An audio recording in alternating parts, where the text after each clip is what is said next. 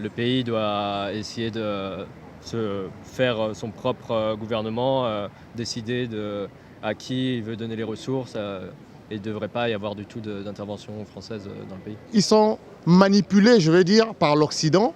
Qui dit l'Occident dit la France. C'est la France qui est à la manette, qui est en train de déstabiliser cette zone sahélienne. Mon avis, c'est que nous sommes tous des Africains et qu'il faut mettre en avant la cohésion sociale. Le putsch militaire qui s'est déroulé au Niger récemment est pour moi quelque chose qui est assez touchant, notamment pour la démocratie qui aujourd'hui, je pense, au Niger n'est plus du tout d'actualité, et je pense que la Confédération économique des différents pays d'Afrique qui sont en train d'essayer d'intervenir pour remettre en place l'ancien président est une excellente chose. La France elle reste quand même très maladroite dans ses relations avec l'Afrique. On a encore un côté très paternaliste, très colonial et très néocolonial dans notre approche de l'Afrique. Je vois ce que mon chef d'État ivoirien est en train de faire. Il est en train de vouloir envoyer des Africains aller tuer d'autres Africains. C'est décevant. Macky Sall, il a déjà des problèmes avec les Sénégalais, il est en train de les massacrer. Au lieu de gérer ça, non, il veut aller encore au Niger pour faire la guerre là-bas aux côtés de Macron. C'est incroyable. Donc les Sénégalais, on dirait que c'est ça notre travail. Toujours aller derrière les Français pour sauver leur cul.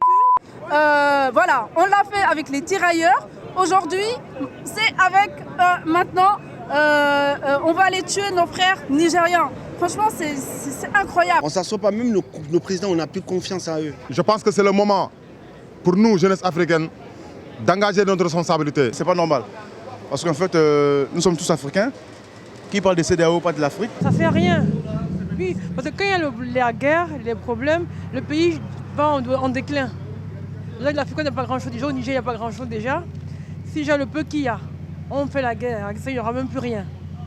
Donc, on doit mieux préserver déjà le peu qu'il y a et penser à l'avenir pour faire mieux. La guerre, elle n'arrange rien. C'est vrai, il y a des trucs qui ne sont pas bien dans ce qu'on voit et tout, mais c'est mieux de s'asseoir et discuter parce que après, même après la guerre, ils seront obligés de s'asseoir et discuter. Le peuple nigérien doit, dans tous les cas, avoir le dernier mot là-dessus. Et dans tous les cas, je pense condamner quand même toute action militaire qui devrait être effectuée.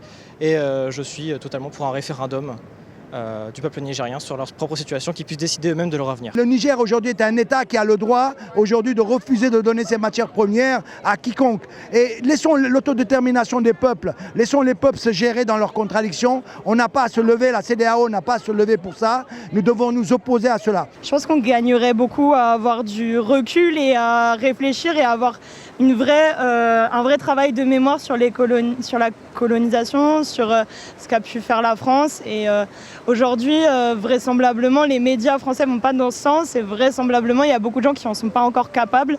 En fait, la France, il serait temps qu'ils se mêlent de leurs soucis, parce qu'ici, on a de réels soucis.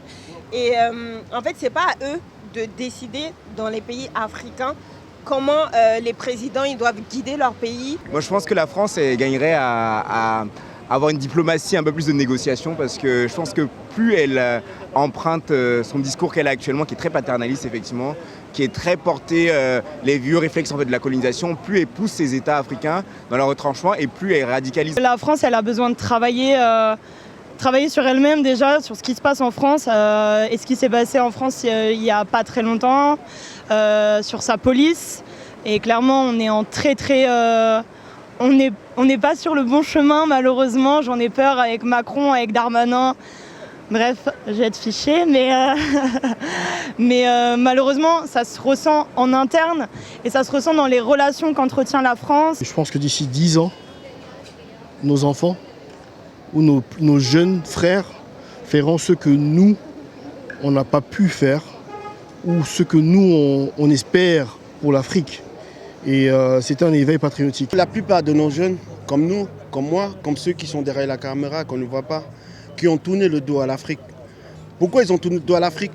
Parce qu'on ne s'en sort pas en Afrique. Nous devons faire tout ensemble dans une bonne cohésion pour que l'Afrique puisse prospérer et aller de l'avant. Parce que la plupart des jeunes ils préfèrent prendre la mer, mourir sur l'océan. Enfin, pour une fois, les présidents des jeunes, comme nous, aujourd'hui, qui prennent le pouvoir,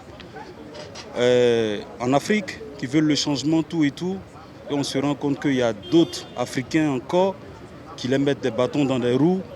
Franchement, c'est décevant. Tout le monde doit pouvoir participer aux élections. On ne peut pas accepter qu'on élimine certains candidats.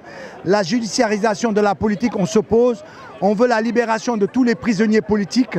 Et on veut aujourd'hui casser cette histoire de parrainage qui est là un outil pour empêcher les candidats de candidater. Est-ce qu'on arrive à s'en sortir avec le franc CFA? En tout cas, nous sommes très déçus du comportement des élites de la CEDEAO. Les chaînes européennes, ils disent des trucs, non, c'est inadmissible. La CEDEAO a lancé un ultimatum, ils doivent le faire tout et tout. C'est parce que c'est en Afrique. Si c'était en Europe, si c'est la France et l'Allemagne qui étaient en conflit, ils n'allaient pas dire ça. Ils allaient dire, asseyons-nous, discutons. Pourquoi c'est chez nous là, ils disent que non, il faut que la CEDEAO aille attaquer parce que ça a été dit, s'ils ne l'ont pas fait, ils seront discrédités, ça ne va pas être... franchement. Je suis ni CEDEAO, je suis ni les poutiches. Je suis que pour l'Afrique, que pour le développement et que pour la paix en Afrique. Ce que le Niger, le Mali et le Burkina sont en train de faire, c'est une manière de veiller les consciences des Africains qui dorment. C'est-à-dire qu'on a se réveiller. Du coup, c'est un exemple pour nous, pour que les autres pays à côté, c'est-à-dire la Côte d'Ivoire, le Sénégal, tout ça, puissent suivre l'exemple pour que l'Afrique puisse être debout comme un seul homme. On est obligé d'aller en Europe et on prend des risques et on laisse nos vies. On veut maintenant la liberté. On veut la liberté financière, la liberté politique. Effectivement, on peut parler du coup d'État au Niger avec le général Tchiani. Je ne pense pas que c'était peut-être forcément un panafricaniste chevronné, mais je pense qu'avec les réactions et la façon de faire, l'arrogance française, en fait, on les pousse petit à petit à avoir des réactions très panafricaines ou très très portées en fait. C'est-à-dire on les pousse à un retranchement, ils n'ont pas le choix, ils sont obligés forcément de s'adapter et donc de trouver des nouvelles solutions. Je pense que c'est un signe très positif par rapport au futur de l'Afrique. Je pense que c'est une très bonne chose. C'est un changement. Comme ça, nous pourrons vivre franchement de nos propres ressources. Les gens qui dirigent l'Afrique, qui comprennent que les jeunes, ils ont besoin qu'on les donne plus de chances. Je pense que le Mali, le Burkina, le Niger donnera un exemple, surtout en Afrique centrale, c'est lamentable. C'est la partie la plus riche du monde. Les gens mangent avec les calculs. Celui qui a mangé à midi, il ne sait pas si ce soir il pourra manger. C'est quelque chose de lamentable. Moi, je suis un ressortissant du Congo-Brazzaville. C'est la pire réalité. Imaginez une personne qui met 3 000 € de côté ou 3 millions de francs CFA pour aller prier à la Mecque, ou chez les Juifs, ou chez les bouddhistes, ou au Vatican. Et en fait, ces 3 000 €, s'ils mettaient ça en Afrique, ça pourrait aider les jeunes de ne pas sortir de l'Afrique. Regardez en Ukraine, depuis ça a commencé, qu'est-ce qu'ils n'ont pas fait avant que Poutine attaque? Qu'est-ce qu'ils n'ont pas fait? Macron lui-même, qu'est-ce qu'il n'a pas fait? Les discussions, ça s'est suivi. Ils ont tous intervenu. La CEDEAO est beaucoup plus poussée par la France, ça on le sait très bien parce que c'est eux qui les financent et tout ça. Parce qu'en fait, la France a, on va dire, ses intérêts là-bas. Dès qu'il y a un coup d'État, les présidents ils disent que non, et voilà, c'est comme si c'est comme ça. En même temps, on regarde les chaînes françaises là, ils disent que non, il faut attaquer, c'est pas possible, il faut attaquer. C'est quoi? Ils se foutent de qui? De la gueule de qui? Nous les Africains, ça y est, c'est bon maintenant. Déjà, on a été assez colonisés, pour encore, en 2023, là, se faire coloniser. Donc en fait, je pense que pour une fois, les Africains ils devraient réfléchir avec leur tête et non suivre les autres. Et surtout la Côte d'Ivoire, un pays comme la Côte d'Ivoire, nous on est assez développés, donc on devrait avoir nos propres responsabilités en fait et arrêter de toujours suivre les Français. Les Africains doivent s'arranger entre eux, s'entendre, pas de guerre, pas de problème. Pourquoi amener toujours les gens pour nous gouverner? C'est pas normal. Cette misère-là qu'il a créée en Afrique, c'est eux les Français. Voilà, ils doivent assumer quoi. C'est comme ça. Avec le jeune président burkinabé, c'est un grand signe, c'est pour montrer la fin de la France-Afrique. Un moment va arriver, l'Europe, tout ce que vous faites en Afrique, ça va se retourner contre vous. Et c'est ça qui est arrivé maintenant. Trop, c'est trop. Maintenant, nous tous, on a grandi, on voit maintenant. Ça y est, quoi, c'est bon. Areva, qui est maintenant au Renault, si ma mémoire est bonne, est en train d'exploiter l'uranium au Niger, alors que le Nigérien est le pays le plus pauvre, mais qui est riche. Alors ça, les Africains ne veulent plus de ça. Je pense que la jeunesse africaine aujourd'hui, nous avons une responsabilité générationnelle qu'on doit assumer tous. On doit se battre contre l'impérialisme. Nous les Africains, nous les Sénégalais, réveillez-vous et continuez à se battre. La CEDEAO d'intervention militaire, non, c'est leurs intérêts qu'ils veulent. Donc nous, les Africains, nous ne voulons plus de ça. Trop, c'est trop. Après des années des indépendances. Que ce soit en Côte d'Ivoire, au Niger, c'est quoi qui se passe? Il se passe le réveil des peuples. Il se passe un sursaut des populations par rapport à la France-Afrique, comme ils disent, au néocolonialisme. Donc aujourd'hui, le peuple sénégalais est dans la rue, la diaspora est dans la rue pour son écrasante majorité, parce que notre démocratie est à terre. Et nous voulons aujourd'hui remonter notre démocratie, faire en sorte que tout le monde puisse s'exprimer. Les refus de manifester, les refus de réunion, les refus de donner son opinion aujourd'hui font qu'au Sénégal, nous vivons une dictature. Et nous sommes contre cela. Et d'ailleurs, quand vous voyez aujourd'hui ce président de la République qui n'en a même pas pour 6 mois encore chez nous, se permet de vouloir faire la guerre contre un pays frère, le Niger, alors que l'Assemblée nationale, le peuple sénégalais n'est pas favorable à cela. Et nous demandons, je profite de cette antenne, pour demander à notre armée de ne pas accepter, de faire de la désobéissance nationale, de ne pas accepter d'aller attaquer un pays frère, parce que s'il s'avère effectivement que le Niger a des ressources, notamment en uranium, eh ben, le Niger n'est pas une ressource naturelle de la France. Nous devons combattre cela. Même au Niger, il n'y a pas d'électricité. Non, il faut être aveugle. C'est pour ça que je décris vraiment les présidents africains, notamment Macky Sall et Ouattara, qui en tout cas, Macky Sall, Ouattara et celui de la Guinée-Bissau. Ils sont vraiment, c'est des corrompus, vraiment c'est des corrompus. Je ne dirais même pas qu'ils sont aveuglés, mais ce sont des complices qui sont en train de détruire l'Afrique. Nous ne voulons plus de ça. Ils ont bradé des mers, ils ont tout fait pour venir chez nous, pour commettre des crimes. Et quand ils le faisaient, ils savaient qu'ils commettaient des crimes, mais ils l'ont fait quand même. Ils l'ont fait quand même. Pourquoi? Pour leur génération à venir. Et voilà le résultat. C'est quoi le résultat?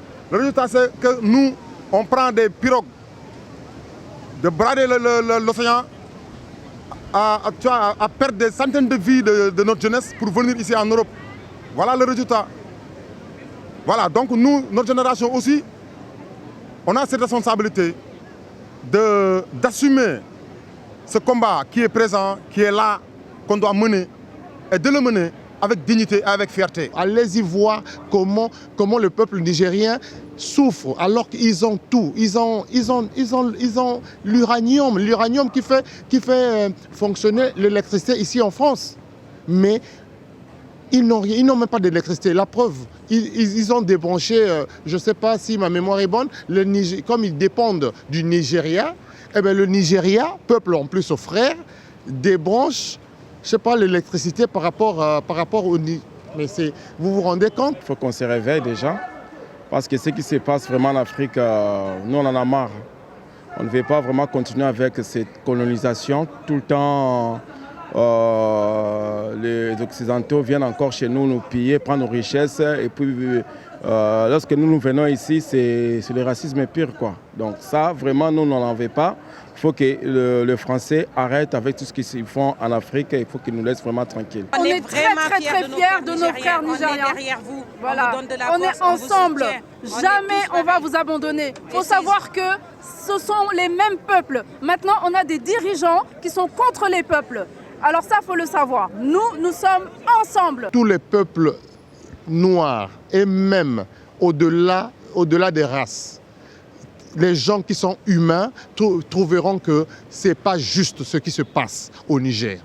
Et nous soutenons le gouvernement actuel du Niger, nous soutenons le gouvernement actuel du Mali, et du Burkina. Pour le peuple nigérien, restez debout, focalisez-vous vraiment, dites non vraiment à l'intervention de la CEDEAO. Nous, on veut libérer l'Afrique, c'est tout. Nous soutenons le peuple nigérien, vraiment. Que l'Afrique doit être unie derrière nos frères. Et c'est la réalité de ce qu'ils sont en train de se battre. Personne ne se trompe. Nous ne tromperons pas et ne restons pas derrière les Blancs qui sont en train de nous diviser pour régner. Levez-vous et battons-nous contre nos dirigeants qui sont mauvais. Ils ne représentent rien du tout. Ils sont tous perdus. Ils ont perdu le combat. Parce que l'Afrique d'aujourd'hui, ce n'est plus l'Afrique de 1960. C'est l'heure de la révolution. Seule la lutte libère. Et on demande aussi la libération de tous les patriotes du Sénégal, des Africains. On demande la libération immédiate du président Ousmane Sonko. Vous, les frères qui êtes en Afrique, levez-vous. Parce que c'est le même combat qu'on mène ici. C'est vrai qu'on est en Europe, mais on mène le même combat. Bravo au peuple Niger, réveillez-vous, combattez. Voilà, c'est un exemple. Voilà, il faut toujours un exemple pour que les autres puissent suivre l'exemple. Franchement, c'est bien ce qu'ils font. Voilà, vive l'Afrique, vive le Niger. Voilà, on va y arriver.